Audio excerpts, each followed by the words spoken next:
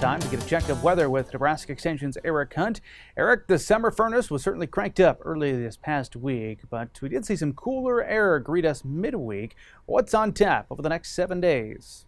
Well, thanks, Bryce. Definitely going to turn the furnace back on a little bit here later toward the Eric, end of the week. summer furnace was certainly cranked up early this past week, but we did see some cooler air greet us midweek. What's on tap over the next 7 days? Registration details, the QR code below, or you can go to cropwatch.unl.edu for further details. Speaking of weather, beginning of the week, we'll have a ridge here over the southwestern United States. We'll have a couple of different short waves rounding that ridge coming into the central and northern plains. So I do anticipate there being a pretty good chance for showers and thunderstorms to start the week, probably later Saturday night in western Nebraska, spreading toward the east and the central and eastern section of the state during the day on Sunday. Weather Prediction Center does show a pretty good chance of at least a quarter-inch of rain for most state, far western panhandle being kind of the exception. And as this ridge starts building toward the north, as we get into the week, I do anticipate there being at least one and probably two more rounds of short waves coming around this.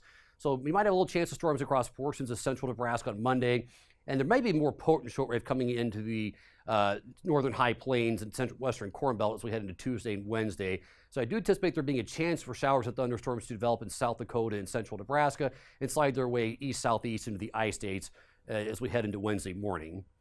Water Prediction Center is not particularly bullish on that occurring, but I do think there's going to be a risk of having some precipitation, potentially heavy precipitation and severe weather as we head toward Tuesday night into Wednesday. But by Thursday and Friday, that ridge should be building back up toward the north, and that will bring the heat back into the state. Now, I don't think we're looking at anything close to record heat, but temperatures probably will getting back into the 90s for actual air temperatures here across most of western Nebraska. Mid-80s to low 90s elsewhere in the state. But we're also going to be bringing back a lot of humidity, so the dew points will be getting back well into the 70s for most of the central and eastern section of the state. So again, we've had things are pretty wet right now. Crops generally are not being deterred by water stress, so I think the evapotranspiration rates will be remaining relatively high. So dew points may get closer to 80 here at times, especially across portions of extreme eastern Nebraska. So that may bring the heat index values up closer to 100, 105 late Thursday and Friday afternoons. CPC does show above average being favored for pretty much the entire country for the period of through August 13th. I do think there's going to be a chance of getting a trough coming back into north central United States later this next weekend. At the surface, that would drive a cold front and probably bring us some cooler temperatures early the week after next, should that come to fruition. And if that does, we should also get a decent chance of precipitation across the state and across the broader region. As it is, though, CPC does favor drier to our south and west and wetter to our north and east during the period.